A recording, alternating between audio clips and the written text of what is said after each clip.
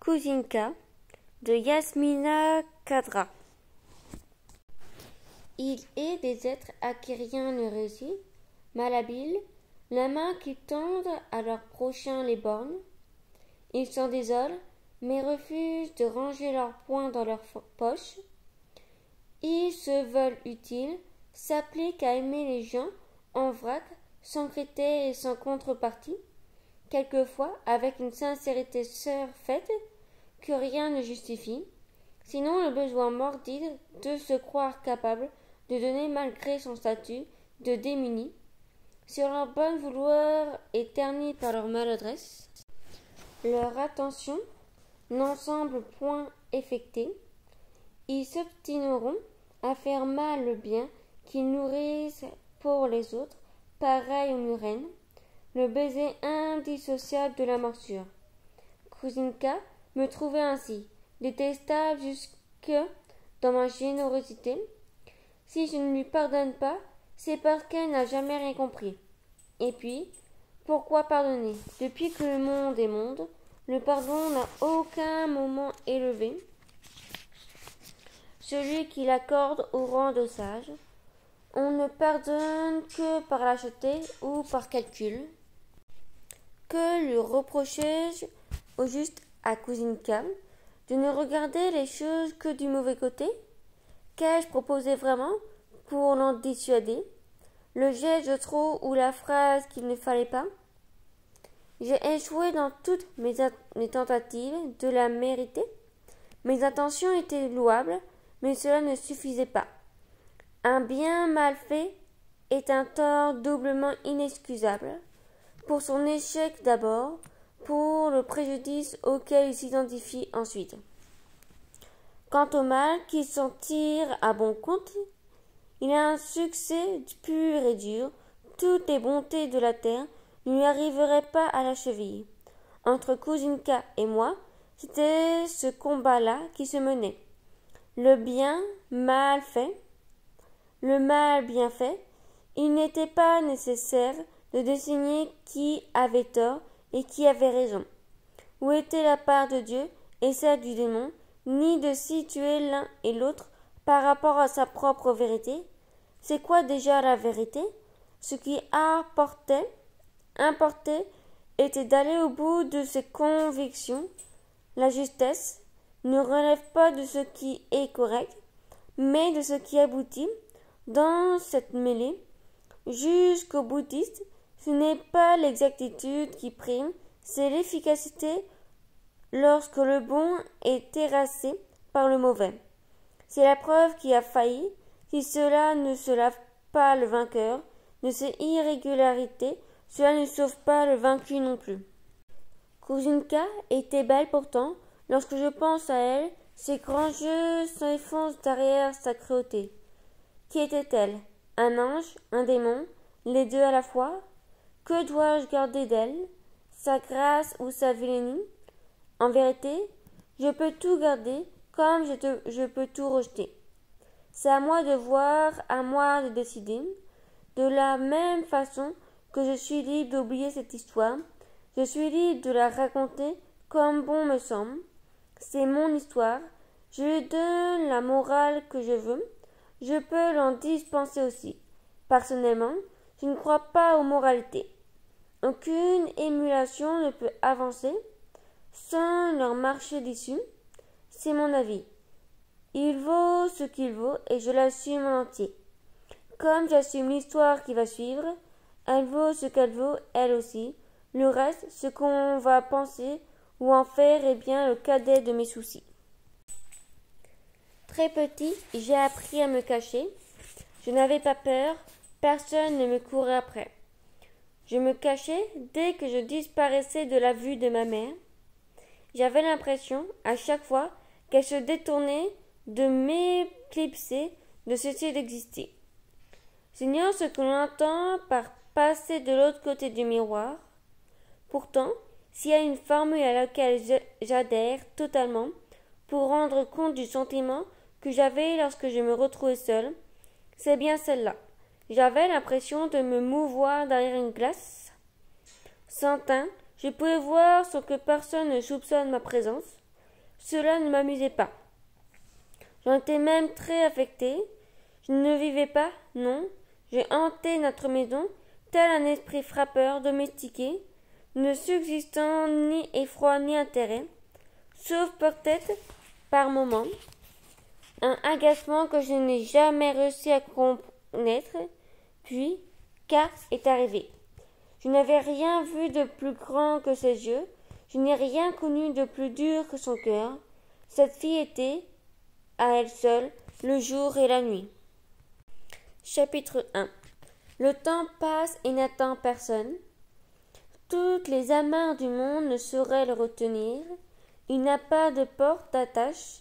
Le temps, ce n'est qu'un coup de vent qui passe et qui ne se retourne pas. Je graine l'instant machinalement, comme l'horloge, affichant l'heure sans m'attarder dessus. Je ne vis pas, vraiment. Je ne fais qu'être là quelque part, une ornière sur un chemin, un nom sur un registre communal. Les nuages qui essaiment par-dessus les montagnes, la brise mansuarde dans l'empuantissement, les mioches que délure la rue, et le braiement des ânes ne me divertissaient pas. Je considère le bruit comme une agression, subis le regard des autres comme un viol, et me fais violence toutes les fois que j'ouvre ma fenêtre sur le village. Je n'aime pas les papillons. Pourtant, s'ils pouvaient se poser un peu pour me frayer une place sur leur chrysalide, je leur donnerais mon âme et mon corps en guise d'offrande, et chanterais leurs louanges jusqu'au jour dernier. Mon matin est aussi navrant que vain, une île perdue au large du renoncement. Son soleil me brûle, ses perspectives me donnent la nausée. Je me lève et puis après. Pour aller où? Pour quoi faire? Mon miroir sans teint et ma cage en verre. Je peux cogner dessus jusqu'à tomber dans les pommes. Personne ne m'entendra. D'ailleurs, je ne suis là pour personne. Mon matin est un désert, et pas âme ne subsiste. Il ne m'apporte rien. Je n'attends rien de lui. De cette façon, nous sommes quittes. Ma nuit est une concubine frigide et inconnue. Ses baisers sont urticants, ses fantasmes incongrus. Dès le coucher du soleil, elle me rejoint de la même façon, au même endroit, au même moment, sans vergogne et sans retenue. Aussi révoltant qu'un orgasme rétif, souillant mes draps et mes chairs à la manière d'une truie. Ensuite, elle se retire, en même temps que la marée, tirant la couverture vers elle, m'abandonnant seul et nu, tel un ver solitaire, dans le monde démentuel du déjà-vu. Je me dis rien, ça ne me dit rien de prendre le train en marche, d'aller vers d'autres déconvenus. Ça ne me dit rien d'attendre le retour rédempteur d'un quelconque messie. Les gens m'indisposent, le lendemain ne me tente pas, les turpitudes de la terre ne m'effleurent même pas. Je n'ai pas plus d'égard pour un rêve qui se meurt que pour une feuille de platane que l'automne a ternie. Je reste derrière mon miroir inexpugnable, me rencogne dans mes solitudes et écoute. Indiscrétion qui n'engage à rien. J'écoute la nuit s'ancrer en mon âme insomptueux. Les rides fissurées, mes tempes et les blanches filances de l'angoisse dissaient leur toile autour de mon souffle. Captif des lassitudes, des serments avortés et des années mortes, il m'arrive souvent de scruter la pénombre sans savoir pourquoi, de veiller longuement le silence à l'affût que je ne sais quoi. J'ignore pourquoi je suis venu au monde, pourquoi je dois le quitter. Je n'ai rien demandé, je n'ai rien douté, je ne fais que dériver vers quelque chose qui m'échappera toujours. Mon père est mort la veille du grand jour, J'avais 5 ans. C'est moi qui ai découvert, accroché à une S dans l'étable, nu de la tête aux pieds, les yeux crevés, son sexe dans la bouche. La vache venait de me mettre au bas. Tous les matins, à l'aube, je bondissais hors de mon lit pour aller voir le petit veau surmonter ses vertiges. C'était une magnifique bête, brune comme un labour. Ce matin-là, elle a refusé de m'approcher. Elle se tenait derrière les bottes de foin et grelottait, visiblement terrifiée par le cadavre suspendu au crochet. Je ne me rappelle pas combien de temps j'étais resté cloué sur place. Quelqu'un m'avait rejoint, mis ses mains sur les yeux et éloigné du cauchemar. Jamais je ne suis retourné dans l'étable, m'émerveiller au frémissement du veau. Il n'y avait plus de raison d'y aller. J'étais devenu méfiant. Plus question pour moi de m'attacher à ce que je ne pouvais préserver. Plus tard, les villageois se sont aperçus qu'ils s'étaient trompés sur le compte de mon père. Les fleurs sur sa tombe réhabilitée, les situations et les reconnaissances posthumes, tous les sanglots des pleureuses ne sont pas parvenus à me persuader que Dieu seul est infaillible. Je ne me souviens pas de mon père, je n'ai pas souffert de son absence, mais je n'ai pas pardonné. Chapitre 2. Ma mère est riche.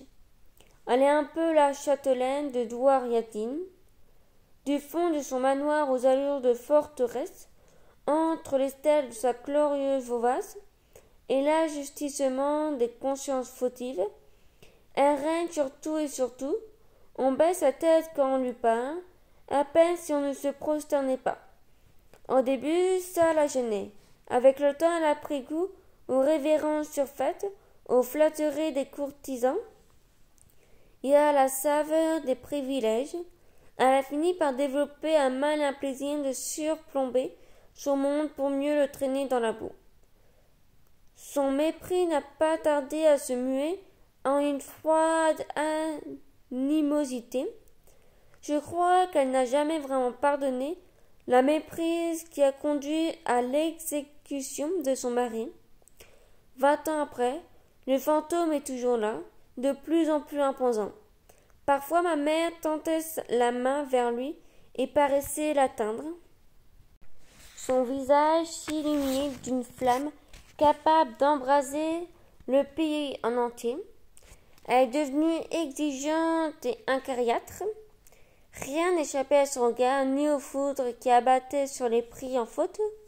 Les domestiques ont décroché, les uns après les autres, y compris ceux qui étaient là depuis des générations, qui avaient servi le colonel en retraite, Madgivol et Madame de Beauvière. Seul le jardinier était resté. Il n'avait pas de famille ni où aller. C'était un vieillard velutudinaire, imperceptible sous son chapeau de paille, qui se déplaçait à peu feutré, comme s'il craignait de déranger. Solitaire et effacé, on ne faisait pas gaffe de lui. Cela ne le contrariait aucunement, il ne demandait pas grand-chose. Il aimait parler aux arbres, à son chien quelquefois, et manucurait les fleurs avec une incroyable dévotion. Il est mort l'an dernier, sans bruit, semblable à une ombre qui rejoint les ténèbres de la brume. Depuis, les ronces et les herbes folles ont envahi les allées. Ma mère n'a jamais su pour le jardinier. Il est mort alors qu'elle était en voyage. À son retour, elle a fait comme si de rien n'était. Je pense qu'elle s'en est même pas aperçue. Ma mère est impénétrable. Elle donne l'impression de pouvoir tenir tête au drame. Quelque chose alors est mort. Elle est morte ce matin-là, dans l'étable, où le jeune veau apprenait à tenir sur ses pattes. J'ignore quoi au juste, et je ne tiens pas à le savoir. J'estime que c'est son affaire à elle. Je ne l'ai jamais surprise en train de pleurer. Pas une fois. Pas un seul instant. Arrogante sous son chignon austère, le regard insoutenable et le geste expéditif, je ne me souviens pas de l'avoir vue me sourire non plus. Pourtant, étrangement, lorsque cousine K se levait dans ses bras, ma mère se découvrait soudain la tendresse de la Vierge et son visage inexpressif se mettait à rayonner, telle une auréole. Jamais ses lèvres ne se sont posées sur mes joues, ni ses doigts sont lissés mes cheveux. Rien ne me battait pas, non, ne me privait de rien. Nous étions ensemble, sauf que nous nous ignorons. Je suis incapable de dire ce que cela lui faisait. À moi, c'est comme si j'avais échoué pour m'égarer dans un cirque évacué. J'avais honte autant de fois que la galerie comptait de sièges vides. Chapitre 3. Je me suis défait de mon enfance avec empressement. Elle m'ennuyait. J'ai beaucoup détesté l'école avec ses instituteurs encroutés et ses chenapans. Il y avait un pan peint en verre au pied d'une platane. Les classes et la cour se trouvaient de l'autre côté, loin. Je pouvais me croire presque dans la rue. Les élèves chuchotaient, chahutaient, gambadaient, se pourchassaient. De mon banc, je les perdais de vue. Pendant la récréation, je me retranchais dans mon petit exil que la cloche mettait longtemps à atteindre. Parfois, un ballon échouait très près. En venant le récupérer, on ne s'apercevait pas que j'étais là. Puis ce fut le lycée, dans une ville voisine détestable, les années lycéennes. J'en ai gardé de rares photos dans lesquelles je me vois assis sous un pro déserté ou debout quelque part, les mains dans le dos et la tête ailleurs, ou bien encore fixant discrètement mon chat. Je n'ai pas beaucoup de photos. J'ai une sœur mariée dont le prénom m'échappe parfois, un frère dans l'armée et c'est tout. Je ne reçois personne, ne vais chez personne, l'enfer c'est les autres. Certes, sauf que le donner est le choix des épreuves. Je me terre dans mon sarcophage, scrupuleusement, ne cherchant ni à déranger la diablerie alentour, ni à la conjurer. Je passe le plus clair de mon temps derrière les rideaux de ma fenêtre, à subir le siège des saisons. Je regarde l'automne humilier mes jardins et l'hiver les déposséder. Je regarde le printemps me ridiculiser avec ses tours de passe-passe et l'été me terrasser avec ses canicules. Puis de nouveau l'automne, l'hiver, le printemps. Misère. Une vie qui fuit bêtement, jour après jour, nuit après nuit, à intervalles réguliers, qui s'égoutte dans la latence, ploc, ploc, ploc, qui donne envie de s'assoupir jusqu'à ce que mort s'ensuive. Dehors la grille frêne dans le vent et me rend fou. Aujourd'hui, comme hier et demain assurément, je continue de scruter la pénombre sans savoir pourquoi, de veiller au silence à l'affût de je ne sais quoi. Raide dans mon lit, les yeux clos, les mains jointes sur la poitrine, je me tais et attends. Mais le temps n'attend pas, lui, sourd comme le sort, aveugle comme la mort, il exhale à trahir l'inconsistance en peine perdue. Et puis qui aille au diable le temps, lorsque cousine K n'est pas là, c'est à peine si quelque chose mérite que l'on s'attarde dessus. Chapitre 4. Du haut de mon mirador, suspendu entre les lyrismes du souvenir et la décomposition de l'absence, je fixe inlassablement le village désarticulé en bas de la colline. J'essaie de piéger le secret derrière les portes closes, de déjouer les complots détour des ruelles. Je n'y arrive pas. J'imagine, une à une, les petits gens en train de grignoter leur part d'existence, sans trop d'illusions, de boteler leur déploie et de les ranger dans les compagnons des déceptions. Je ne compatis pas. La montagne est loin et l'altesse écorchée. La rivière secrète ne rejoindra jamais la mer. C'est un pays aride, renfrogné et hostile, conçu uniquement pour subir. Les villageois ne l'aiment pas, ils le maudissent jour et nuit. À Douar-Yatim, tout malheur se silhouettant à l'horizon n'est que le précurseur de ce smala. Ni la sueur ni le sang n'ont réussi à assagir un seul ingrat. Qu'il neige ou qu'il grêle, la pierraille triomphe au fil des ans, tandis que dans le regard recru des phalanges, le fiel se nourrit de débit. Je compte et recompte les taudis, les arbres rachitiques et les cortèges funèbres. L'autre jour, quelqu'un est mort. Il n'y a pas eu beaucoup de monde à l'enterrement. Juste une poignée d'hommes derrière une charrette brinque-ballante, dans 2 ou 3 chiens devant, le museau raclant le sentier. Le temps d'observer une minute de silence, et plus personne en vue. Quand j'étais plus jeune, je mettais un brassard noir, du col sur les yeux et me rendais au cimetière tous les vendredis. On enterre immanquablement quelqu'un le vendredi.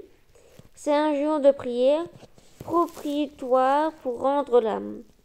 Les charlatans affirment que, ce jour-là, Satan se mortifie. Je n'avais Dieu ni pour Satan, ni pour les charlatans. Les dépouilles seules me fascinaient. Qu'une tombe se referma, et déjà je languissais du suivant. C'était le temps où les fossoyeurs avaient du charisme, et la pelure éventrant le sol m'insufflait un sentiment de survivance. Le temps où j'exaltais de les voir crever ces rustres autant jaunâtres qui cherchaient à me faire avaler qu'une tombe réhabilitée plus qu'une faute avouée méritait d'être pardonnée. D'un coup, je n'ai plus approuvé le besoin d'ensevelir mes vendredis avec leurs cadavres violacés, le cérémonial caché, la gravité de l'instant, toujours les mêmes maldits et les mêmes hypocrisies. À le jour, cela ne marchait plus. On lève le corps comme on lève la science. Un homme est mort, ce n'est pas la fin du monde. En terre d'islam, les femmes n'assistent pas aux enterrements. C'est une affaire d'hommes, exclusivement. Cela faisait rager Cousine K et moi. Pour un moment, je cessais de m'en vouloir d'être musulman. Cousine K croyait le ciel et portait de sa main que la terre lui appartenait, qu'elle pouvait se permettre ce qui lui passait par la tête. Et ça ne me dérangeait pas de la voir, par moments contrariée.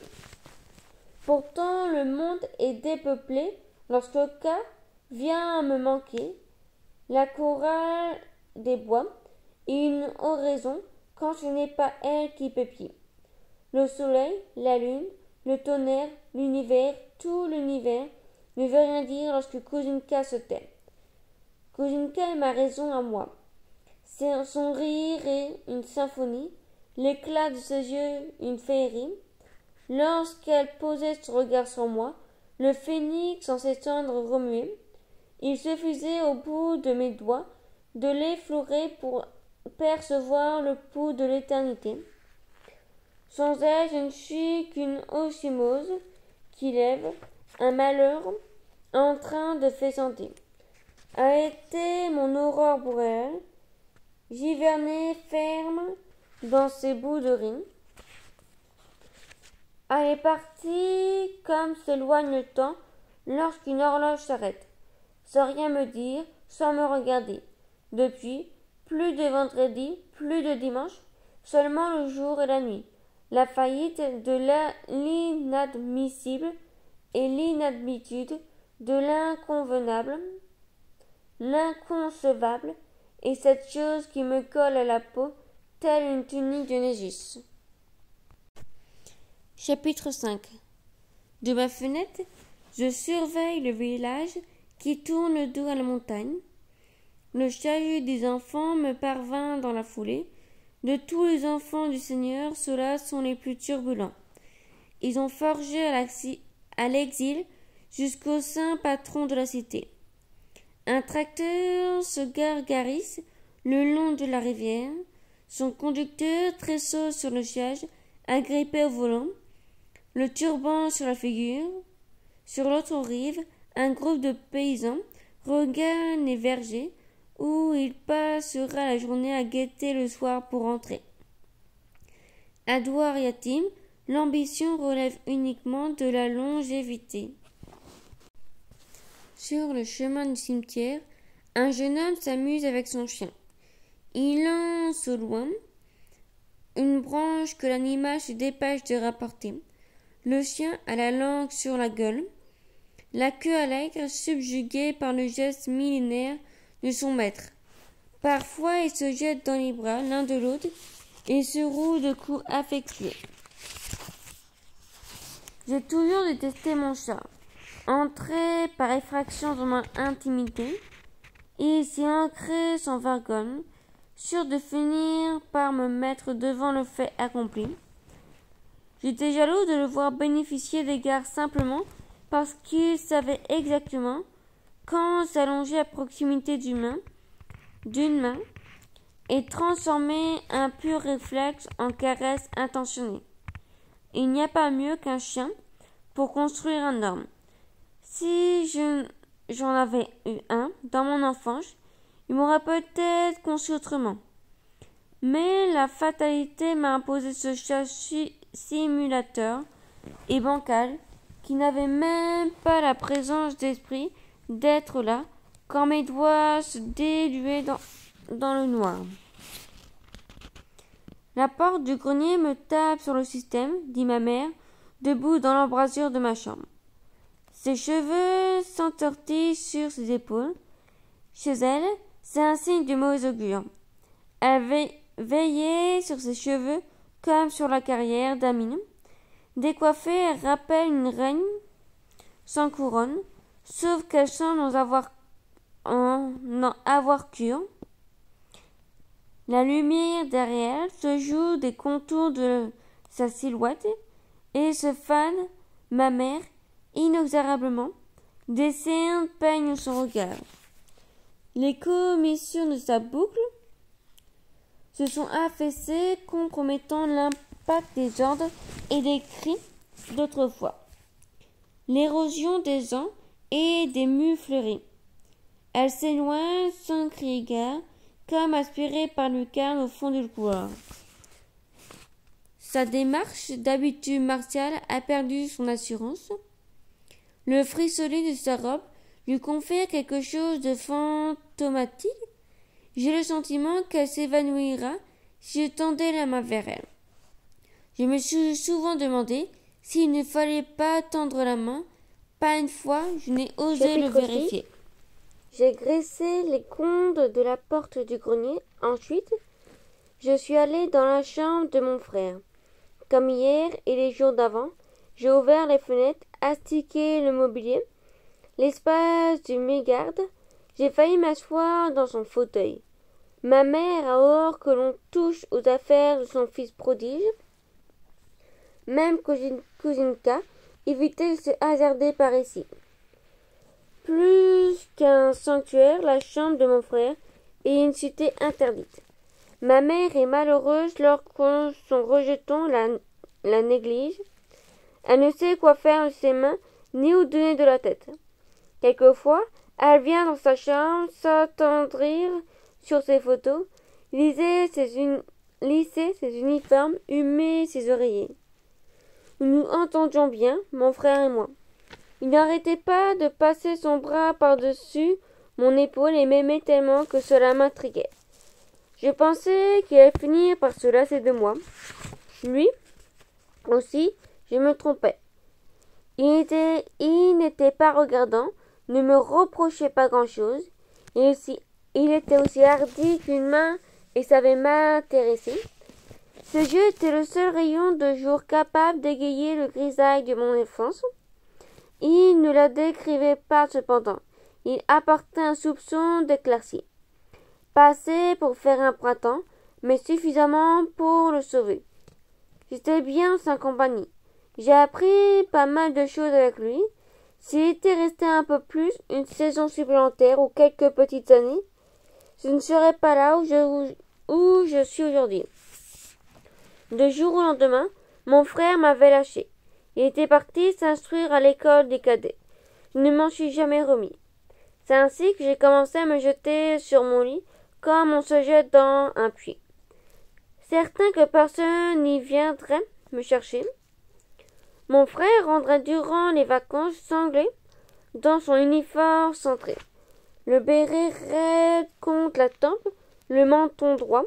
En débarquant, il avait constamment ce regard qui s'excusait de m'avoir faussé compagnie. En repartant, il ne pouvait se défaire de cette moue embarrassée qui s'excusait de devoir, encore une fois, me larguer. Il attendait un geste, la moindre preuve que je ne lui en voulais pas. Une mère s'impatientant en volant. Il espérait toujours en se retournant sur la banquette, derrière ce signe que je n'ai jamais réussi à manifester. Je regardais s'éloigner la voiture, debout sur le perron, transi de la tête aux pieds, haïssant de toutes mes forces ses bras, qui ne savaient rien faire d'autre que de me serrer de près, comme si j'allais me volatiliser. Je me souviens d'un soir, tandis qu'au manoir on fêtait sa première étoile de sous-lieutenant, j'étais monté au grenier, dévasté le portrait que j'avais peint pour lui. Je projetais de lui offrir à cette occasion, mais les convives avaient tous gâché. Il s'esclaffait trop fort, n'arrêtait pas de le congratuler. Certains poussent la provocation jusqu'à l'appeler mon général. Ma mère lui rajustait la cravate à chaque fois qu'elle l'embrassait. Brusquement, elle s'est retournée, son regard a fléchi devant le mien. Sa joie s'est éteinte aussitôt. Je me suis dépêché de disparaître de cette fête. La soirée durant, je suis resté accroupi sur le bord de la lucarne, pareil à un oiseau de nuit. J'ai vu partir les voitures, les unes après les autres. Ma tête crépitait de rire, de boutades, de claquements de portières. Plus tard, lorsque le manoir s'est tu, ma mère a rejoint son rejeton dans la cour. Ils se sont pris par la main et se sont promenés jusqu'au matin. Soudés l'une à l'autre, leurs mains ne faisaient qu'une. Il n'y avait dans leur étreinte, une fois que transcédé l'ensemble des religions. De mon perchoir, je le regardais, se suffirant me martyrisant les doigts.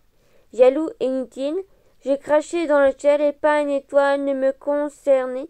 Puis, en penchant un peu plus par-dessus à la rampe, j'ai vu me jeter dans le vide.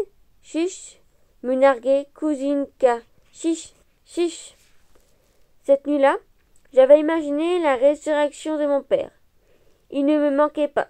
C'était sans doute une façon, comme une autre, de communiquer avec sa solitude à lui. Je me voyais devant sa tombe à attendre que la poussière frémisse. Ne voyant rien venir, j'ai poussé le sacrilège jusqu'à m'imaginer Dieu percluse dans le gel sidéral, ainsi à faillir sur une galaxie présentant mes mains engourdies aux flammes de l'enfer et tournant le dos à cette grotte purulente qui tourne sur elle-même, telle ou vite sans fin et que mythe, une humanité lapiniste et suicidaire qui aura ternir mon image en crucifiant mes prophètes et en boycottant mes paradis. L'accord surplombant l'étendue de mes splendeurs, misérablement captif d'un chagrin humain, j'ai eu soudain peur des choses que je crée et qui m'échappent, peur du néant, menaçant mes ouvrages, peur à l'idée de me retrouver seul lorsque tout sera fini. Chapitre 7. La campagne a du mal à croire que la canicule, qui l'éduvait depuis le matin, puisse se calmer le soir venu. Le bourdonnement de la terre chauffée à blanc cède cran par cran la place au bruissement de la traille. Dans la clair-obscur, aux perspectives tremblantes, malgré la futilité d'une nuit oublieuse, de cette grève, le manoir paraît se ramasser sur lui-même. Ma mère a fait sortir sa chaise à bascule sur la véranda. Ses longs cheveux dans le dos, elle observe deux moineaux en train de batifoler autour du jet d'eau. Sur ses genoux, reposant les lettres qu'elle préfère, reconnaissable ruban blanc avec lequel elle les relie, de temps à autre, ses mains laiteuses, sacrées par quelques enveloppes, et son expression de dame de fer emprunte au couchant un pli de son litam. Avant, elle recevait régulièrement des nouvelles de son fils. Dès qu'elle reconnaissait l'écriture d'Amine, son visage flambait avec une jubilation telle qu'elle me blessait. Elle passait devant moi, littéralement absorbée par la lecture. Je pouvais hurler, renverser les meubles, claquer les portes, briser les fenêtres. Elle ne m'aurait pas entendu. Ma mère, une fois plongée dans un courrier signé Amine, devenait une terre inconnue. Mais, depuis quelques saisons, le facteur redoute d'affronter son regard. L'enfant prodige ne répond plus. C'est un beau coucher du soleil, dis-je. Elle sursaute. Quand elle réagit de cette façon, ma mère, j'en ai honte. Dans mon esprit, les mots que je choisissais pour elle s'éteignaient comme des étincelles. Ah, c'est toi. Elle se détourne. Pour moi, c'est la mare se reformant sur le pavé. Les moineaux se sont fatigués. Ils ont rejoint les leurs dans les vergers. Au loin, par le portail grand ouvert, on peut voir un groupe de femmes remonter de la rivière, un amas de linge sur la tête, le dernier né au dôme, des mioches le devançant, bruyant et étonnant d'énergie. Tu penses que c'est à cause des manœuvres? Lui demandai-je. Elle cache les lettres de son châle. D'une main suppressive, l'espace d'une seconde, son regard me menace. Je me retranche dans la contemplation de mes doigts. Il me manque à moi aussi, risquai-je. C'est vrai qu'on ne trouve pas quoi se dire, mais quand il tarde à rentrer. Elle chasse une mèche sur son front agacé. Il se tue à la tâche, lui, dit-elle. Il aime son travail et nourrit beaucoup d'ambition. C'est un excellent officier. Je sens qu'il va faire l'objet d'un avancement bientôt. On ne parle pas de ces choses avant leur accomplissement, fit-elle superstitieuse. De nouveau, ses yeux me toisent. Je prends place sur la dernière marche du perron, de manière à ne pas la voir dans le dos, ni de face. De cette façon, je n'ai pas le sentiment de la déranger, ni qu'elle m'indiffère. Une tornade naine se déclare au milieu de la cour, effectue quelques pas de danse frénétique et s'éclipse. Mes mains transpirent le bout de mon nez, me démangent, je ne me sens pas bien. Brusquement, ma mère se fâche. Je suis sa mère, j'ai des droits. Je baisse la tête, je perçois sa détresse, n'ose pas la partager. On me dit tellement maladroit. Elle dévoile ses lettres, espérant y trouver quelque apaisement. Ses mains frémissent et ses traits durcissent. Soudain, elle se lève et s'en va. Le temps de relever la tête, elle n'est plus là. Seule la chaise à bascule continue d'osciller en rendant un petit gémissement. Jamais siège vide ne m'a semblé aussi chargé de reproches qu'en cet instant. Chapitre 8. Je n'ai jamais reçu de lettre. En apprenant, Kouzinka a déclaré que cela ne l'étonnait pas le moins du monde. Je venais d'avoir 14 ans. Si cela ne veut pas dire grand-chose, rien ne sert de l'ignorer. C'était un jour de février, brusque et imprévisible. Il avait plu au matin et le soleil de l'après-midi faisait fumer la campagne. Nous étions sur la véranda, il y avait ma mère, il y avait Kouzinka, il y avait ce jour de février, sauf qui ne comptait pas. Qui est-ce qui te ferait le plus plaisir? Demanda ma mère à Kouzinka. Et Kouzinka, sournoise comme une grippe. Ce n'est pas grand-chose, pas encore mon anniversaire. Ma mère l'a pris par les épaules pour la contempler. Pour moi, tu nais chaque jour que je te vois. Je descends en ville et je n'ai pas l'attention de rentrer les mains vides. Alors, qu'est-ce qui te ferait le plus plaisir? Toi, tant adoré, Minotaka, en collant son regard viperin dans ma direction. Flattée, ma mère la serra très fort contre elle. Si fort que j'avais souhaité qu'elle l'étouffât. Clouée sur la marche, la nuque basse, je remuais ciel et terre pour ne pas regarder de leur côté. Kouzinka ne guettait que cela pour me mitrailler de grimaces assassines par-dessus l'épaule de ma mère. Ma mère partit en ville. Cousine s'approcha de moi. La campagne recula d'un pas, la retint son souffle. Et toi, me lança-t-elle, qu'est-ce qui te ferait le plus plaisir? Je ne sais pas pourquoi, j'ai répondu. Une lettre, peut-être. Cela l'enthousiasma. D'habitude, je ne répondais pas. Elle m'attrapa par les mains, rien que pour ce geste-là. Je lui aurais révélé mes secrets les plus accablants. Lorsque Kuzinka vous prend par la main, elle devint votre destin. Tu vois, j'étais sûre que tu ne pouvais pas être insensible à tout. J'étais confus. Elle se pencha sur moi, son souffle volottait autour de mon village. Une lettre de qui? J'ai haussé les épaules. D'une petite amie? Je croyais que tu avais confiance en moi. Je n'ai pas changé. Alors, dis-moi de qui tu aimerais recevoir une lettre. J'avais l'impression de rétrécir au fur et à mesure qu'elle m'investissait. Tu vois, tu ne me livres pas tous les secrets. C'est la preuve que tu n'arrêtes pas de me mentir. Je ne t'ai jamais menti. Je ne suis pas obligée de prendre tes propos pour argent comptant. Avant, tu n'hésitais pas. Tu étais même content de te confier à moi. Maintenant, tu n'es plus le même. Tu te trompes? Alors, dis-moi de qui, insiste-t-elle. De n'importe qui, une lettre avec un timbre tamponné à mon nom dessus. Le pays d'où elle vient, la personne qui me l'envoie, le nombre de semaines qu'elle a mis pour matin, tout ça n'a pas d'importance. Kuzinka roula les yeux scintillants et me demanda ce que j'espérais découvrir là-dedans. J'ai répondu que, si cela se trouvait, je ne l'ouvrirais pas. Je la garderais collée et me contenterais de la sortir de temps en temps de mon tiroir pour la caresser. Tu ne chercherais même pas à savoir ce qu'elle contient? Non. Intriguée et amusée à la fois, elle avait reculé pour voir si j'étais sérieux.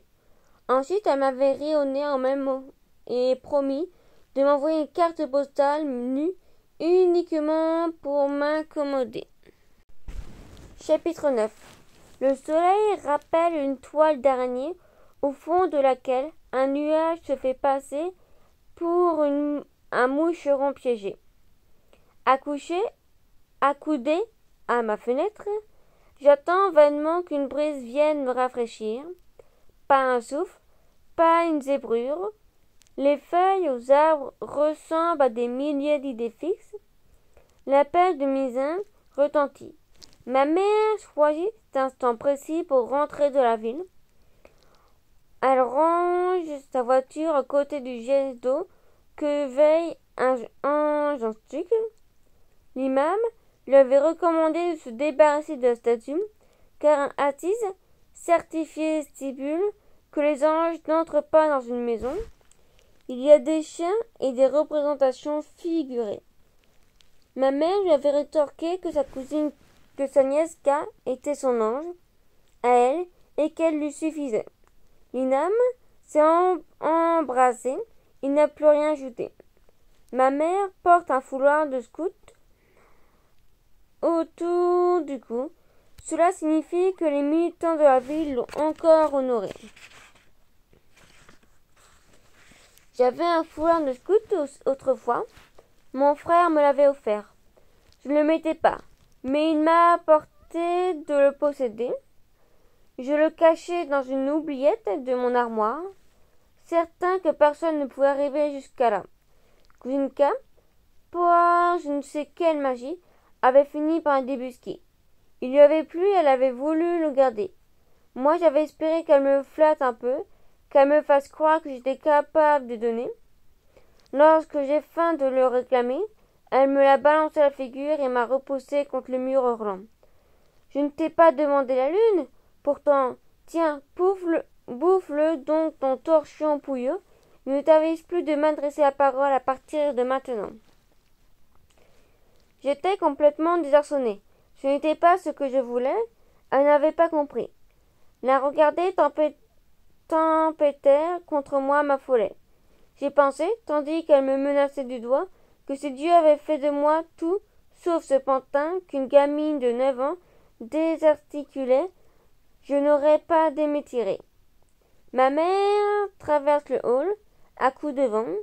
Elle est toujours pressée de gagner ce quartier, de me claquer la porte au nez. Assommée, elle se défait son foulard en grimpant l'escalier, se jette son sac à dos, son regard m'en veut. Je monte derrière elle s'arrête au milieu des marches, les mâchoires crispées, les doigts blanchis et jointures. Sois gentil, j'ai oublié mon sac dans la boîte à gants. Tout de suite, maman. Sa nuque a durci, on dirait qu'elle panique lorsque j'appelle maman. Je retourne chercher le sac et dois attendre qu'elle sorte de la salle de bain pour le lui remettre.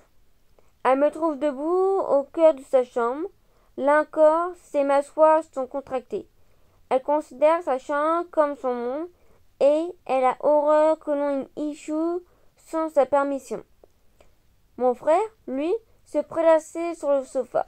En gardant ses chaussures, ils se parlaient tous les deux à voix haute, lui feuilletant un album de famille, elle le dévorant des yeux.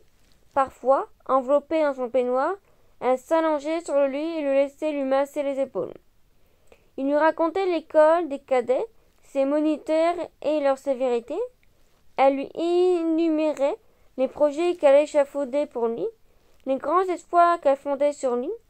Par moments, un rire ponctuait leur conciliabule, limpide, authentique, le rire de deux êtres très proches l'un de l'autre, n'ayant qu'eux-mêmes pour être heureux, une mère et son fils dans ce que les symboles ont de plus emblémique. Pendant qu'il fusionnait, je restais dans le couloir, je baisse et le regardais m'ignorer des heures durant, moi qui, à aucun moment, ne lui perdis de vue. Oui, ton sac. Dans la main, elle me propose de le poser n'importe où. Je m'empresse de le ranger sur la table du chevet avec soin. Tu n'as besoin de rien d'autre, maman? Personne n'a téléphoné? Personne. Elle dédoline de la tête. Tu peux disposer, ma congé-t-elle. J'opine du chef, m'apprête à me retirer. Amine? M'appelle-t-elle. Maman? Amine est le prénom de mon frère. Avant, en se trouvant de la sorte, elle disait pardon et rectifiait le tir.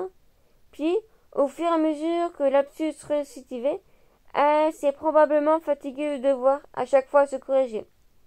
Pendant une fraction de seconde, son regard me paraît incommensurable. Petit, je soupçonnais ma mère d'être une sorcière. Elle était au courant de tout ce qui se tramait au manoir. Es-tu sûre que ça va?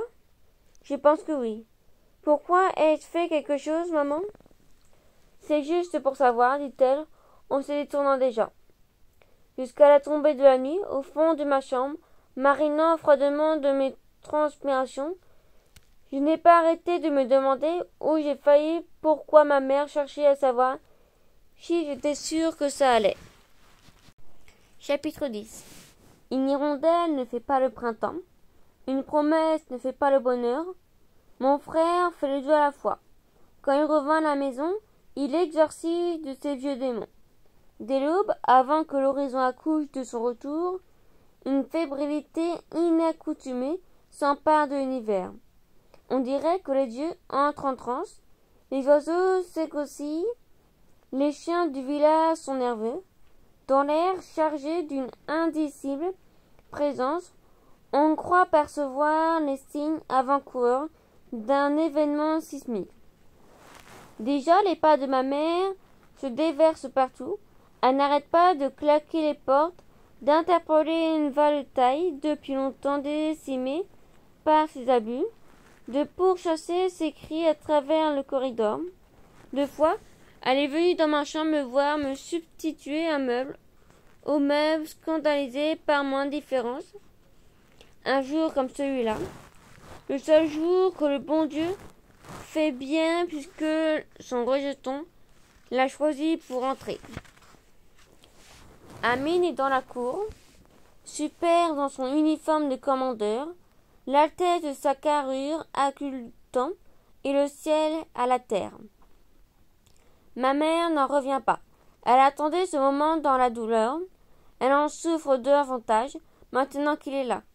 Ses yeux sont accouchés, ses mains jointes rappellent le vierge qui prie. Elle n'arrive pas à avancer ni à reculer.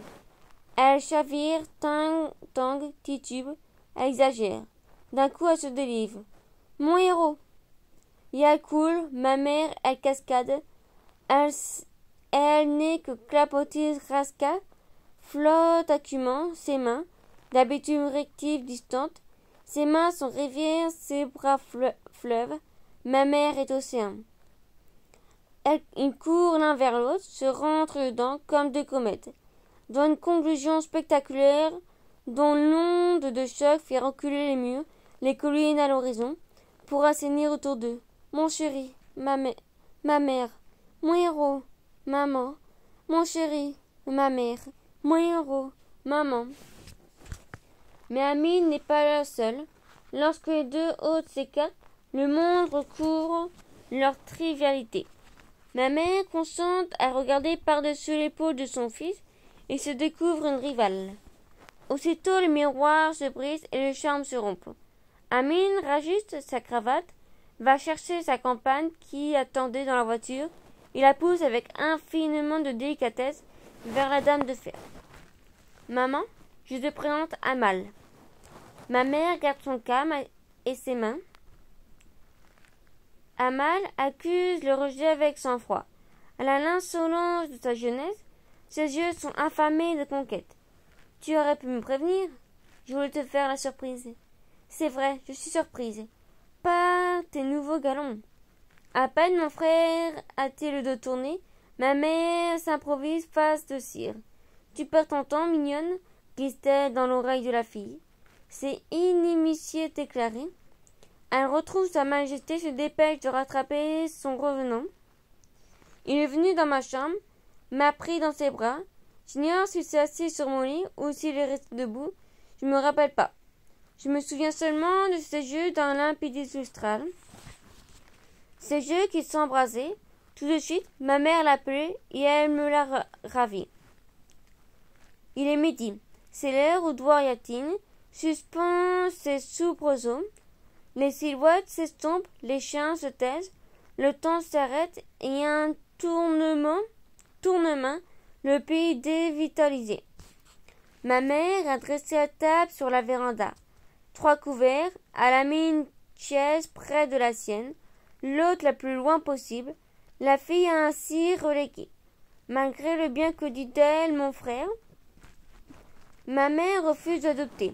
Elle s'estime flouée. Elle ne m'a pas invité à me joindre à eux.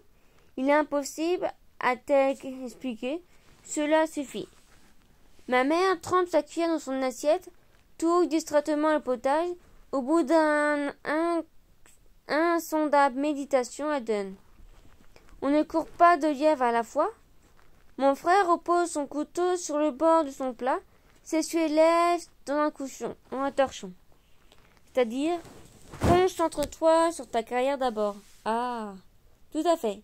C'est quoi juste pour toi une carrière, maman? Voilà que tu pars comme n'importe qui. Tu es encore jeune pour songer à t'encombrer d'une petite famille, à ton âge particulièrement. Lorsqu'on est bien noté par ses chefs, on doit travailler plus, convaincre et séduire la hiérarchie. Ton colonel ne t'arrive pas d'éloges à ton sujet. Avec plus de rigueur et en te donnant éloigné des petites faiblesses humaines qui, de toutes les façons, font plus de tort que de bien, je suis persuadée que tu iras plus haut que les avions de chasse que du pilote. Maman, s'il te plaît, la caserne n'a pas le couvent. Il y a des généraux, ils ont un tas d'enfants. Tu n'es pas encore général. Amine jette l'éponge. Le repas se poursuit dans un silence sidéral. Ma mère épie le geste de l'intruse, dans l'intention manifeste de la désarçonner, jusqu'à ce qu'elle avale la noce de travers. La fille ne se laisse pas intimider. De toute évidence, elle n'est pas à sa première bataille et a acquis l'assurance de quelqu'un qui sait s'en tenir à l'essentiel. Elle combat sur son terrain avec les armes de son choix. L'officier lui sourit amusé, flatté de faire l'objet de tant de convoitises. Il pardonne à l'une et s'excuse auprès de l'autre, condescendant, à la limite de la fatuité. C'est un enfant gâté. Chapitre 11. Amal est belle, comme savent l'être les femmes qui sont faites pour les autres. Lorsqu'elle se lève au petit matin, c'est à peine si elle lisait quelque chose un jour. un peu comme Cousine K. Elle redonne au manoir ce que l'histoire lui a dérobé. Assise sur le caroubier, elle évoque un fruit sacré que la branche a laissé tomber. Aujourd'hui, elle lit dans un recueil de poèmes. À chaque fois que sa main tourne la page, on a envie d'en faire autant. De temps à autre, mon frère lui chuchote dans l'oreille. Amar part d'un rire tellement cristallin que si je devais mettre une guirlande à la fête, elle aurait son éclat. Mon frère est né pour être heureux. Le hasard a mis toutes les chances de son côté, y compris les miennes, mais il est de répartition qu'il ne faut pas reconsidérer. La meilleure preuve d'amour est de ne rien contester. Ils forment un couple magnifique, ils ont l'air faits l'un pour l'autre et en sont pleinement conscients. Aucune bourrasque, aucun cataclysme ne semble en mesure de fronder leur projet, encore moins de le gâcher. Allons du caroubier et s'installe rêvée, elle effeuillant ses poèmes comme une marguerite, lui condensant la rime. De froncements de sourcils, on dirait que le recueil était écrit pour eux. Ils leur ressemblent et s'y méprennent. Je ne dis pas cela pour rabattre leur joie, mais j'ai toujours trouvé au livre la fonction des urnes funéraires. Ils sont recueillis les cendres des intimités que l'on croit mériter, des secrets dont s'éveillent d'indignes gardiens. J'ai énormément lu dans mon adolescence, puis dans mes 20 ans. Peut-être cherchais-je à apprivoiser l'autre diablerie, celle des écrivains, c'est-à-dire ceux qui, frustrés par une réalité prosaïque, se croient en mesure de s'en débarrasser, en empruntant au mythe un peu de leur vanité, de leur survivance. Plus je lisais et plus je m'apercevais que l'écriture relevait d'un exercice de défaite, d'une tentative de fuite, et avant, et surtout, d'une pathétique dédoublement de la personnalité, qu'a été l'apprentissage par excellence de la plus insidieuse des insupportations. Je lisais comme on exhume des vérités haïsses, les fantômes de son propre martyr, si bien que l'usure ne savait plus qui hantait, qui était poussière et qui était fumée, qui était de chair et qui était l'esprit. À l'instar des écrivains, j'ai, à mon tour, voulu devenir mon propre personnage. Une manière certes pompeuse, mais moins téméraire, d'être son propre Dieu. J'avais pris un cahier d'écolier et m'étais mis à le couvrir. De propre interminable, je ne me relisais pas. Le monde intérieur, une fois conjuré, pareil à une vomissure, me laissait un arrière-goût avarié. Comme lorsque K mentait, le recueil refermé, je l'avais enfui parmi les vieilleries du grenier pour ne plus l'approcher. Je ne comprendrai jamais pourquoi il refuse de refermer le leur, mon frère et son ami, ce qu'ils trouvent de bon à ses poèmes, et conteur rarement, qui continue de chercher dans les étoiles ce qui est porté de main. Amal occupe la chambre au fond, face à celle de ma mère. C'est ma mère qui a insisté. Elle tient à la voir à l'œil, à préserver son petit. En laissant sa porte entr'ouverte, le moindre frissoli l'alerterait. Pourtant, toutes les nuits, je vais voir dormir Amal. Je m'installe sur la chaise à côté de son lit, jalousant la lune qui l'éclaire, les zébrures qui l'effleurent comme des caresses impunies. Lorsque cousine Que s'assoupissait, il n'y avait plus que nous deux au monde. Elle avait le sommeil si profond que je n'hésitais pas à l'embrasser sur la bouche. Le sommeil de Amal est une merveille. 1000 fois le besoin de lui tenir la main ait fait trembler mon âme, mais je n'ai pas cédé. Depuis que K est parti, nulle part je ne trouve d'excuses aux tentations. Hirondelle installe, son printemps est bon bandoulier, mon frère s'en va à l'aube. Je vois, les rires, les lumières par air intime. les silhouettes telles des traînées du buis, tout un conte de fées, de détaché des murs et désertés, le manoir comme inspiré par la voiture en train de s'éloigner, le rêve le plus fou ne dure que l'espace d'un soupir, un rien, le mur en utopie, le vrombissement disparu, l'horizon s'en retrouve appauvri. Je porte mon regard sur ma mère, agitant son mouchoir sur le perron. Son chagrin ravive ma haine. Retourne-toi, la suppliai-je dans mon fort intérieur. S'il te plaît, retourne-toi. Ce n'est pas la fin du monde, maman. Il n'y a pas que lui. Pour l'amour du ciel, retourne-toi. Regarde un peu par ici. Elle ne se retourne pas. Au loin, le soleil se prend pour une manifestation divine. Je le défie d'illuminer les yeux de ma mère. Il est des pénombres qui réciteraient jusqu'aux flammes de l'enfer, celle de l'âme humaine est la plus imbissable. Même le doigt du Seigneur ne l'atteindrait pas. M'attire à Saint-Guéry, le vent se met à faire des siennes. Il ébouriffe les arbres, remue la traille, lâche des essaims de poussière sur les sentiers, soulevant 1000 tempêtes dans un verre d'eau.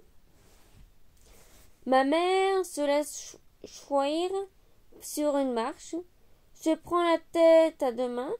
On prend toujours sa tête à deux mains lorsque quelque chose nous échappe. Mais que c'était de la douleur, ma mère, un fils qui s'en va, un courrier qui n'arrive pas. C'est parce que je perçois nettement sa souffrance que je m'interdis de compatir. Je me retranche derrière les rideaux de ma fenêtre. J'aime regarder la peine de ma mère. C'est l'un de mes rares instants où j'ai le sentiment qu'elle est de chair et de sang. Pour combien de temps? Bientôt, elle va se remettre sur ses pieds, comme on relève d'un échec ou d'une mauvaise passe, aguerrie, déterminée à transcender ces moments de faiblesse, pour ne plus se donner en spectacle. Soudain, devinant ce qui me traverse l'esprit, elle se retourne vers ma fenêtre. J'ignore si elle m'aperçoit. Cependant, le regard qu'elle me décoche me hérisse le nuque. Je me tapis contre le mur et me fais tout petit. Ici, pauvre Kouzinka derrière le miroir. Revoici le vendredi, avec ses migraines et ses bâillements en suspens. C'est un jour tragique de nullité, aussi creux que le jeûne, aussi bredouille que la nuit blanche. Aucun cortège funèbre ne prépare à traverser sa torpeur, et cela fait une détresse supplémentaire pour charger les épreuves qu'assainir. J'ai pensé me rendre dans une vieille ferme désinfectée, braver le puits où mon esprit demeure l'otage d'un geste d'enfant. Chiche, me lance Kouzinka. Je n'ai pas osé. Ma chambre me rumine comme un cas de conscience. Ses commodes m'embrunent, ses armoiries en bronze, ses chaises pensues fécondent mon déplaisir. Par-delà les portes-fenêtres, la colline contrefaite, les champs pourris, les arbres louqueteux, où le vent, la nuit, flûte d'insoutenables litanies. Les grappes de vieillards séchant au soleil, le menton dans la main, l'œil empreint d'incessantes, somnolent, puis, au bout de toutes les chemises et de toutes les attentes, le cimetière. Je hais ce pays. Je ne me méfierai jamais assez de ce village où rien ne subsiste, où, à défaut de grandir, les gnomes qui y gîtent ne font que vieillir. Les jeunes sont allés ailleurs courir à la licorne. Les restants bouts de leur maigre cheptel et l'ingratitude des champs. Leur âme est avachie, leur foi est un sinistre, ils n'ont plus quoi aimer. J'ai cherché partout un visage, un regard digne d'intérêt. Rien. À Douariatine, lorsque n'enterre pas le vendredi, on se terre. La prière accomplie, plus personne ne s'attarde dans la rue. La Bougarde évoque aussitôt un territoire fantôme que les cigales peuplent de stridulations maléfiques. C'est l'idée. Le long était maghrébin, avec sa fournaise indomptable qui fait fondre des initiatives essentielles de plomb contre lequel s'émiettent les sortilèges, les incantations. Pas une feuille de bronche, pas la moindre gazouille. Les rares oliviers qui délimitent les vergers et les esprits rappellent des simplicités. Ils jalonnent la dérédiction jusqu'aux portes de l'enfer, gâtriant la misère de ceux qui n'en peuvent plus. J'ai toujours craint les oliviers. Ce sont des arbres retors, des arbres à sorcières. Leur ombre est un piège dont on ne se ressort plus. Puis, par-delà, le délire partout à perte de vue, le silence qui s'évertue à se substituer au temps. Ma mère est partie je ne sais où. Elle n'a pas besoin de me dire où elle va. Hier, c'était son jour d'anniversaire. J'ai posé une fleur sur la cheminée exactement là où elle range ses clés. Ce matin, j'ai trouvé la fleur au même endroit, ramollie, déchue. Cousinka avait de la chance. Quand elle oubliait, on n'avait pour elle que plus d'attendrissement. Ce n'est pas grave qu'on lui sursurait. C'est comme si c'était fait. Et puis, n'as-tu pas notre plus beau cadeau? Le pendentif que j'avais glissé sous l'oreiller de ma mère était à moi. Cousinka le savait, mais elle n'a rien dit lorsque ma mère l'avait remerciée. Elle a juste croisé les doigts, rougi non de honte, mais comme ici au suspo de Satan, Cousinka n'avait pas plus de scrupules qu'un serpent. Cependant, qui aurait osé la soupçonner? Dieu, qu'elle me manque! Il ne m'est mutilation que son absence. Sans elle, je ne suis qu'une enchimiose qui lève, qu'un malheur en train de santé. Les fenêtres grandes ouvertes ne parviennent pas à m'éclairer. Les livres traînent ça et là, ne me disent plus grand-chose. J'arpente les couloirs de pièce en pièce. J'ai profané les chambres, violé leurs secrets, ouvrant les armoires comme on soulève les draps. Rien. Le monde n'est que mutisme qu'agressant les jappements d'un chien errant. Je connais les aboiements de tous les chiens du village. Aux sorties du manoir, Douariatim afflige, pas âme qui vive. Douariatim, ce sont les portes grotesques, les lucarnes condamnées, la boutique immobile presque d'un chariot renversé, et le café morte, qui au détour de chaque ruelle fermée, cadenassée, bajigonnée, d'un orange criade comme le péché. Je traverse le village, sans bruit, sans m'attarder quelque part, sans même me retourner. Je marche, jusqu'à la rivière. L'olivier séculaire me nargue sur l'autre berge. On dirait une hydre foudroyée. C'était mon arbre, il y a bien longtemps. Mon arbre du temps où je disposais d'un champ. Enfant, j'y avais installé une balançoire pour Apatéka. Elle n'a pas sauté de joie, car elle s'était même indignée. Tu m'as fait parcourir tout le pays pour ça. Les cordes sont solides, je les ai essayées. Cousine s'en fichait des cornes. Elle trouvait mon ouvrage débile. En s'éloignant débitée, elle m'a crié que je n'avais pas plus d'imagination qu'un cadenasson. Je n'en revenais pas. Je ne comprenais pas. J'étais aussi terrifiée qu'abasourdie, prostrée au pied de mon arbre, le menton dans le cou, et pour ne pas subir son regard, il m'a fallu attendre la nuit pour rentrer. Plus tard, ces galopins au rire vorace et aux narines débordantes de l'image sont venus dévaster ma balançoire. De ma fenêtre, je les ai regardés faire comme regarde une gargouille, une foudrière éventrée. C'est à cette époque que j'ai commencé à redouter les oliviers. Je m'installe au pied de l'arbre, ferme les yeux. 1 heure passe, peut-être 2. Dans les aigres de ma solitude, le temps siège, mais ne compte pas. Une brise émoustille les buissons. Au loin, le soleil s'apprête à rendre l'âme et dégringole au ralenti, s'emballe sur le pic de la montagne, sans cri ni soubresaut, éclaboussant les alentours de crémeaux brasillants. Bientôt, la canicule s'essoufflera. Les gens vont devoir sortir de leur terrier, l'esprit hérissé de rêves confus. Bientôt, la marmaille infestera la place, piaillant et destructrice, aussi ennemie des âmes que les chèvres, aussi fatale aux vieillards qu'une indigestion. Le café s'éveillera à coups de domido et, dans ma tête, son vacarme affolera davantage la grille ferraillante dans le noir. Bientôt vont m'effrayer les ongles qui s'allongent démesurément. J'aurai peur de mes mains, des frissons griffant mes susceptibilités et de ce sentiment qui me tétanise lorsque les choses m'échappent. Et je l'ai aperçu, éjecté d'une voiture, les cheveux défaits, le voile entortillé autour des jambes. Elle supplie, hurle, s'accroche aux portières. Le conducteur la repousse.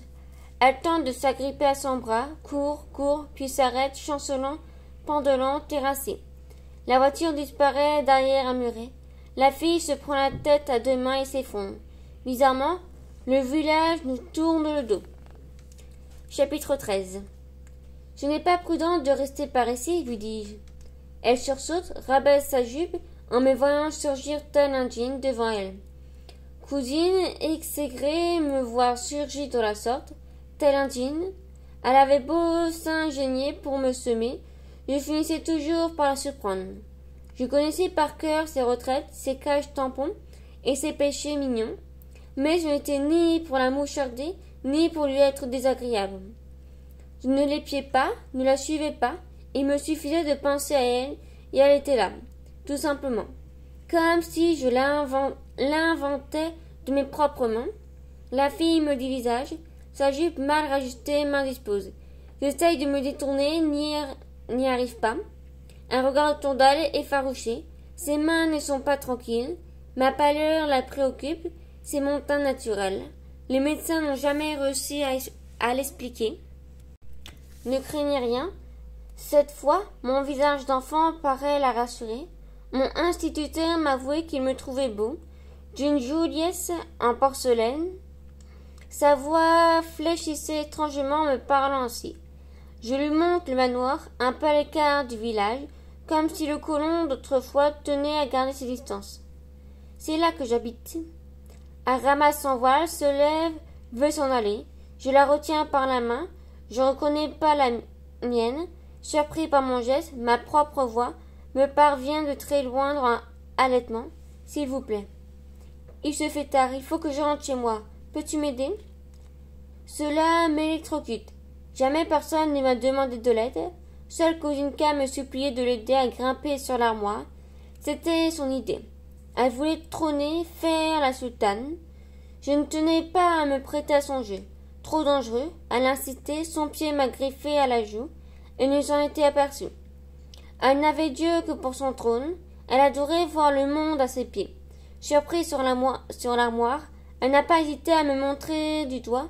C'est lui, je ne voulais pas, il m'a forcé. Pourquoi mentait-elle tout le temps, Kozinka? Il n'y a pas un bus qui passe dans les parages? Je ne crois pas. Ou bien quelqu'un peut me ramener chez moi. Je le paierai. Je déteste conduire, les voitures me rendent nerveux. Il ne faut pas traîner par ici. Les gens du village ont horreur des étrangers. Ma voix atone lui creuse la nuque.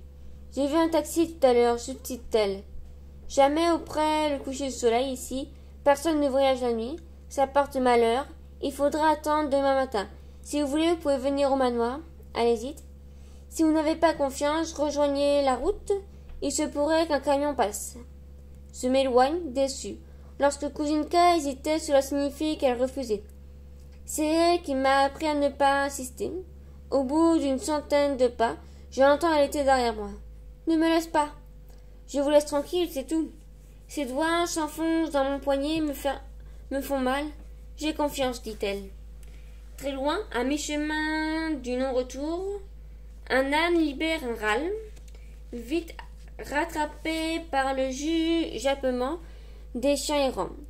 Le soleil disparut, le village s'entoile de noirceur. s'y brasse à tout à fait. Seul le manoir se découpe dans le ciel comme un pays ennemi. Encore un vendredi qui s'enfuit à tire-d'aile, pareil à une chauve-souris. Les farfadets s'installent déjà dans les encoignures. La rumeur des vallées s'annonce orageuse. Chapitre 14. Je l'ai conduite dans sa chambre et je me suis retiré en veillant à refermer la porte derrière moi. J'ai longtemps été interpellé par cette retraite du temps où ma mère jouissait d'une volaille. Le domestique venait d'affairer autour de mon lit, à droite et efficace. Ensuite, il se retirait reculant les yeux par terre. Il y avait en son attitude servile une arrogance que je n'arrivais ni à situer ni à justifier. Il ne parlait presque pas, se tenait à l'affût d'un signe ou d'un ordre, et lorsque ma mère l'apostrophait, il se raidissait dans une obséquiosité si cloutée que je le maîtrisais.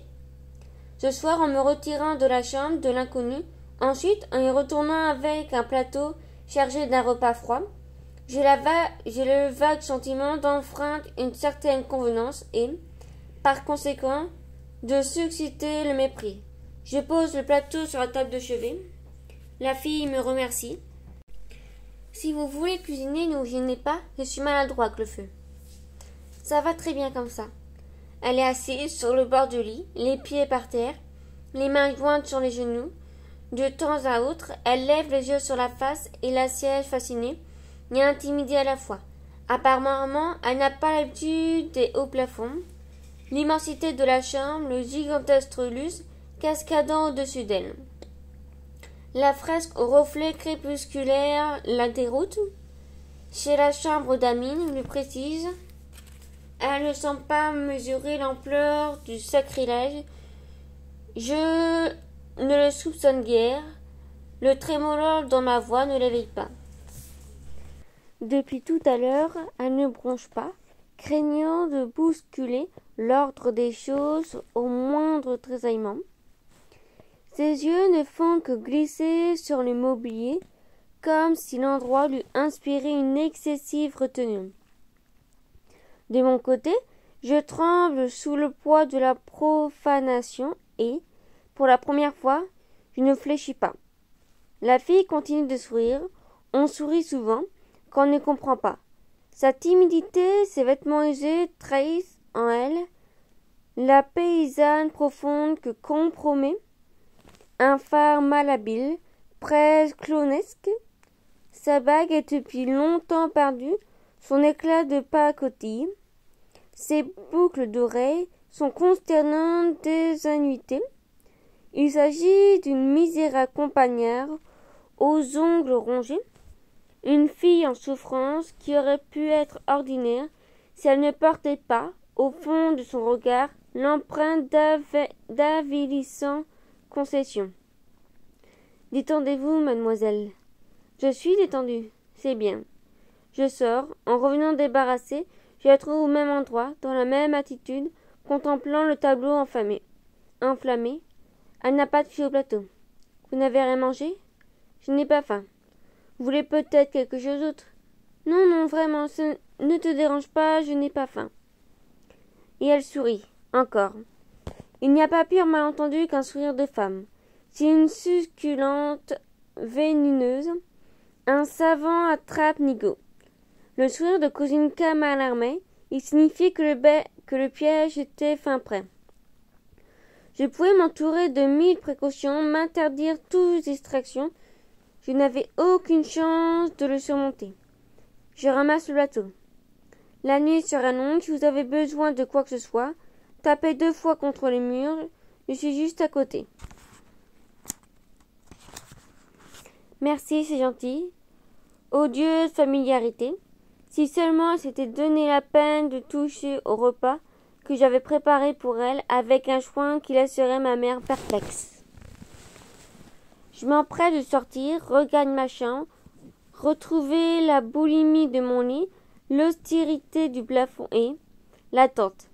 Cet autre ver solitaire, laborieux et tentaculaire qui s'offrait un lézard dans la fermentation d'une colère qui aurait pu m'épargner. Chapitre 15. L'attente est mon île de prédilection autour de laquelle les horizons sont mis au rebut, démis de leur attrait, destitués de leur vocation. C'est mon pagne à moi tout seul où je suis forçat et geôlier, exempté de grâce et de retraite, un pagne sans échafaude, ni parloir, mais juste une peine à purger avec l'entendement tranquille d'un coupable qui est son propre juge. Minuit, 1 heure, 2 heures. Dehors, la pleine lune s'escrime et réinventée le jour tandis que les stridulations dépassent l'entendement. Allongé sur le lit, je fixe le lustre. Je n'aime pas les lustres. Leur lueur vitreuse est chargée d'artifice. Je préfère les chandeliers aux allures partiales. Leur lumignon accèle au piège. Les phalènes dans leur exercice de piètre Icare. J'en ai un dans ma chambre, imposant de son costume de cuivre, son auréole d'encens, c'est travertir les ombres et débusquer les lutins.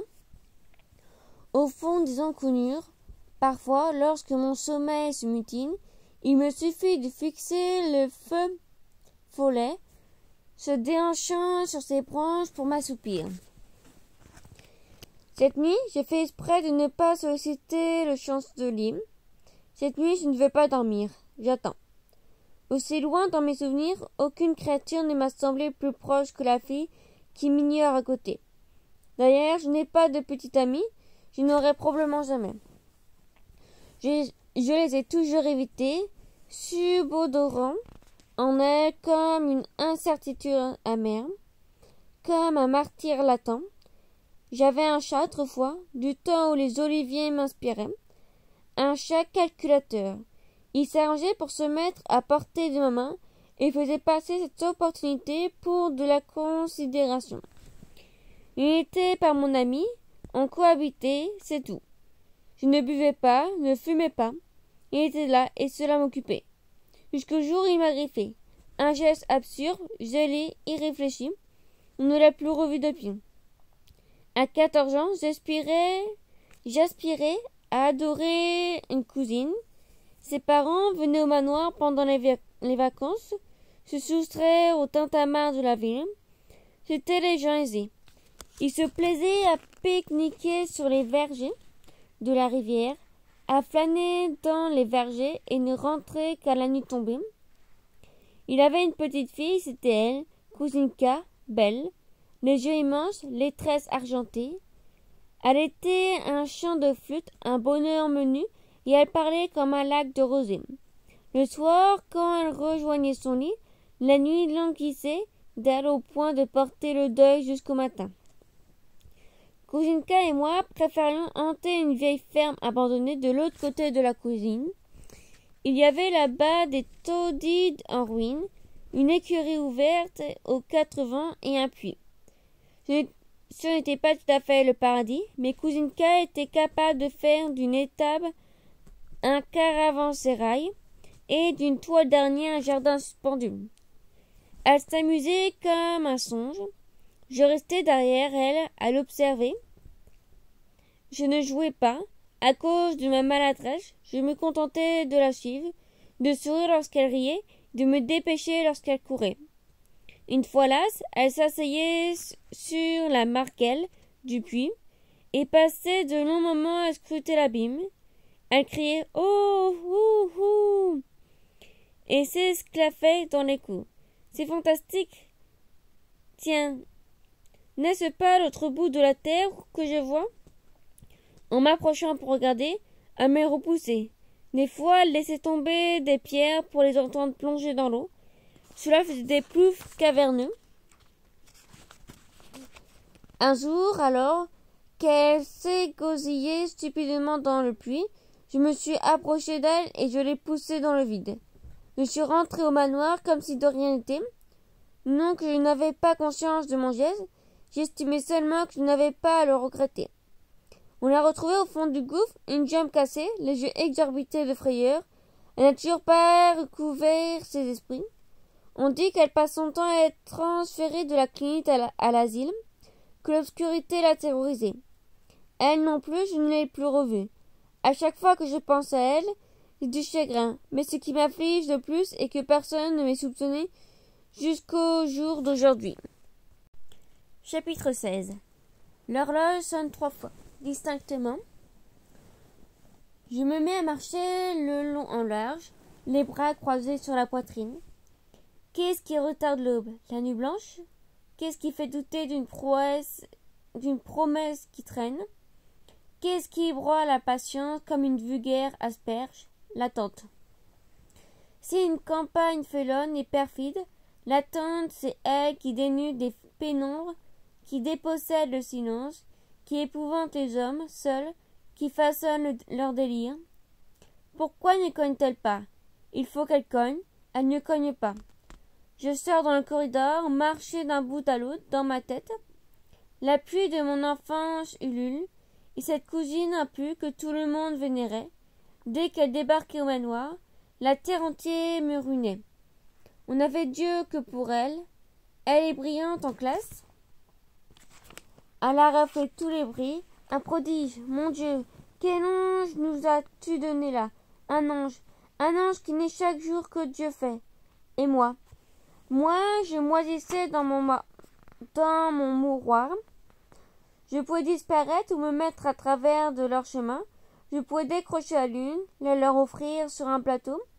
On m'aurait dit de faire attention au plateau et personne n'aurait remarqué la lune. Tandis qu'il gravitait autour d'elle, j'avais compris, à cet âge sans philosophie, que l'aveugle n'est pas celui qui ne voit pas, mais celui qu'on ne voit pas. Il n'est pire cécité que de passer pour tout inaperçu. Cousinka me trouvait une nuque de pendu. Elle se causait de moi, me persécutait. La jupe retroussée sur ses genoux roses, elle picorait dans une terrine de friandises. Lentement, interminablement, à petites dents aussi corrosives qu'à rongeurs, elle cherchait à m'humilier, à me voir tendre la main. Délicieux! Les raisins secs et si tendres qu'on n'a pas le temps de mordre dedans. Tente et au petit chien avec moi. Elle m'a promis du coulis de dattes, rien que pour moi, et tu crèveras de jalousie.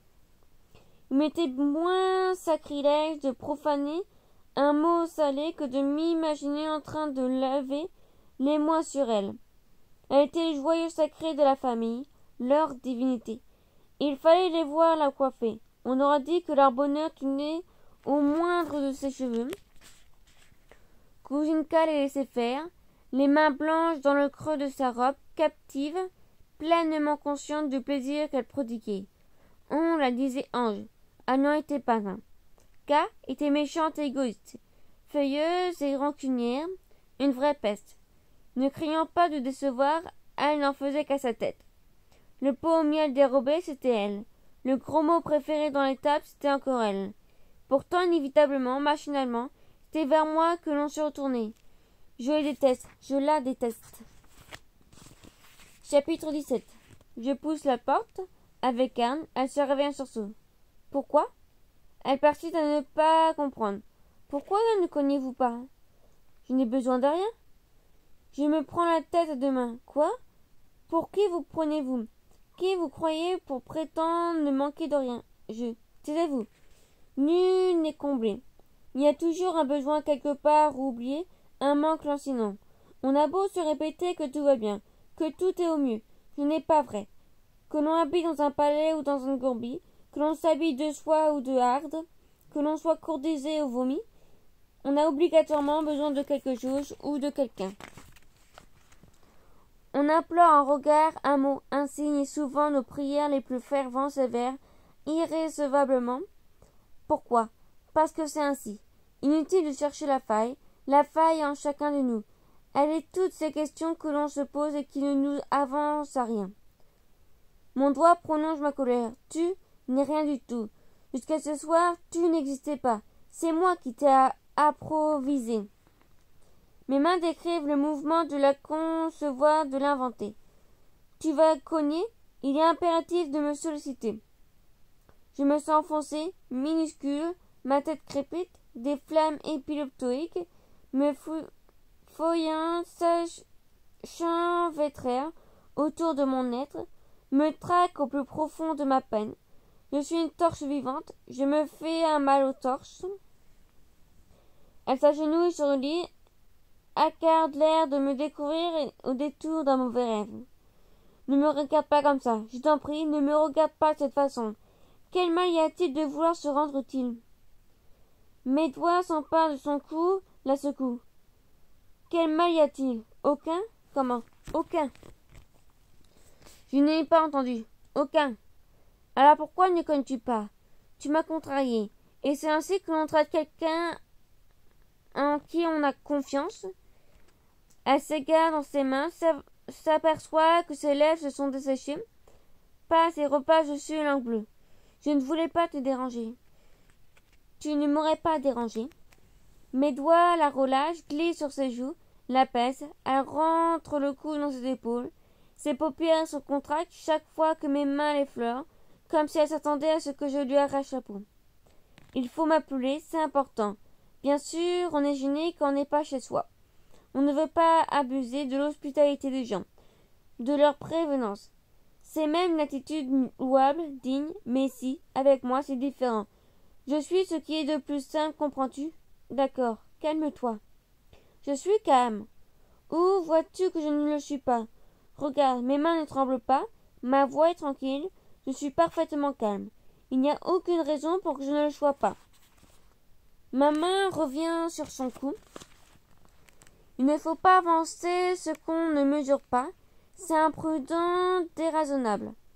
Je la ressaisis par la gorge violemment. Elle crie, s'affole, tente de la dégager. Chut, lui fis le doigt sur la bouche. Le cri m'indispose. J'ai l'impression d'entendre ma tête voler aux éclats.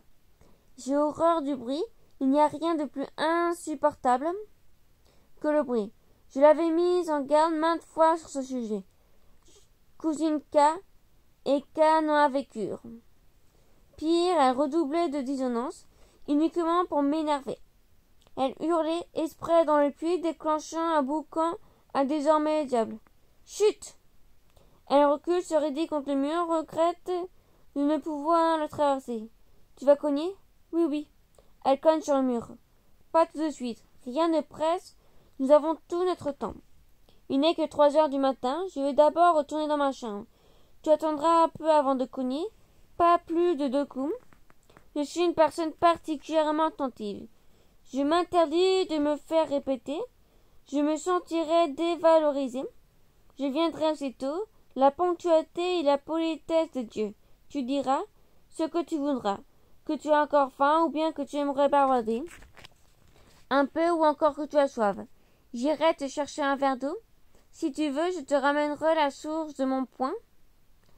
C'est te dire combien tu me déranges pas.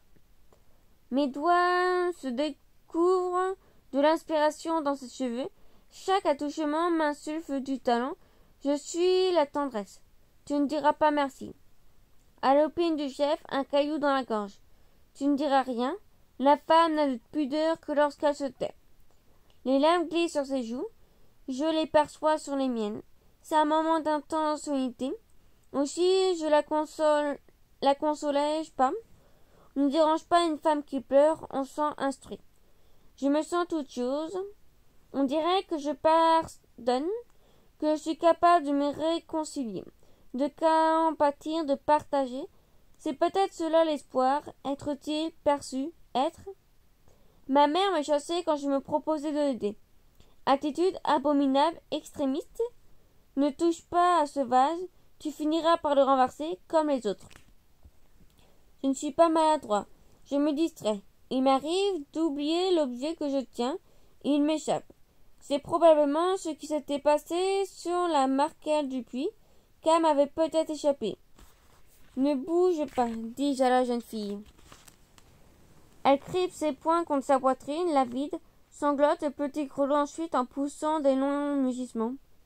Mon cri l'étrangle, l'oblige à se tasser dans l'angle de la pièce. Je vais sortir. Je sors. N'oublie pas, je suis juste à côté. Chapitre 18. Soudain, j'entends s'ouvrir sa porte. J'accours. Elle fuit vers l'escalier.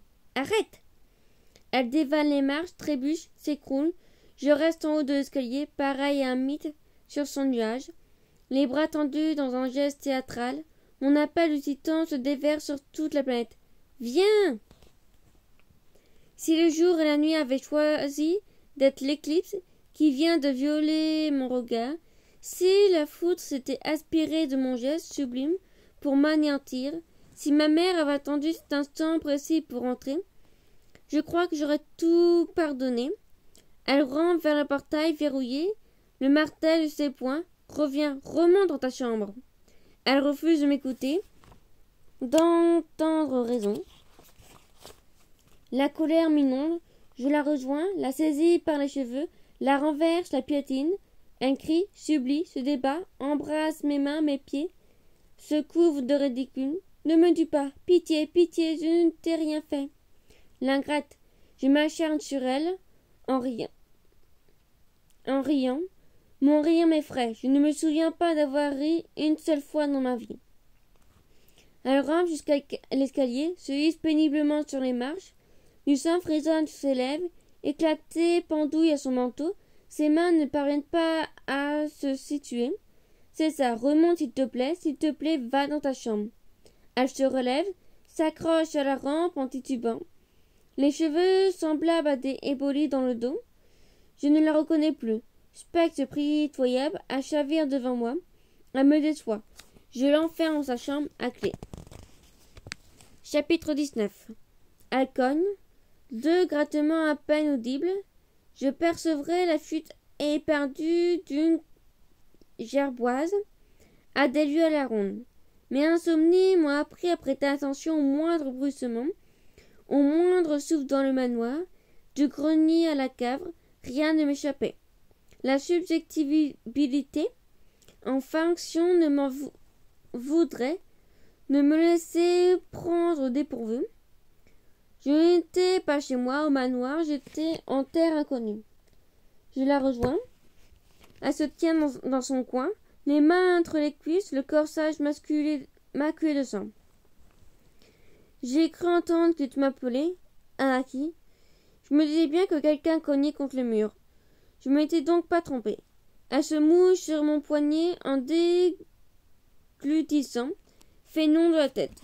Les larmes sillonnent. Son visage, tel des traces de fouet. Je suis navrée que nous en soyons arrivés là. Elle aurait pu se faire servir comme une sultane. Elle serait en train de rire aux éclats à l'heure qu'il est. Mais elle n'a pas pu saisir sa chance. C'est peut-être pour cela qu'elle est misérable, qu'elle survit grâce aux concessions. Souvent, on ne se rend pas compte des opportunités qui s'offrent à nous.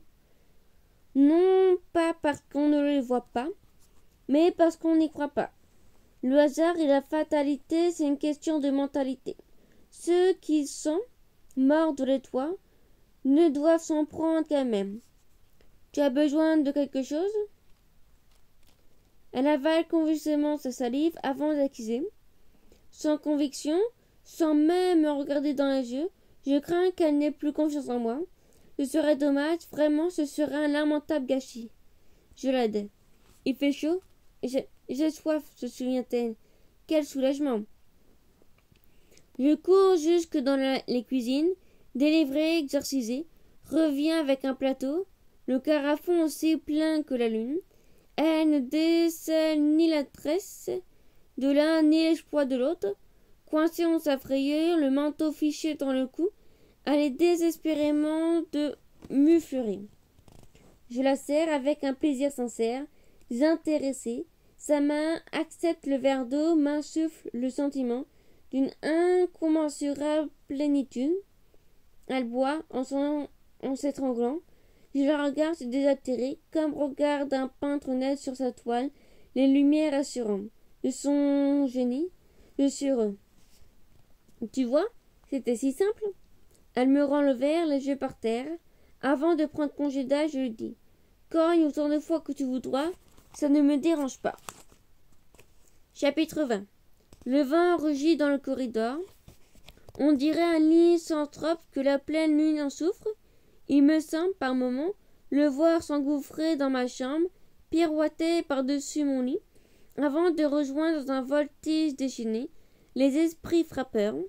Dans le vestibule, je les entends, concognards et complices, persécuter les rideaux, parfouillés dans les armoires.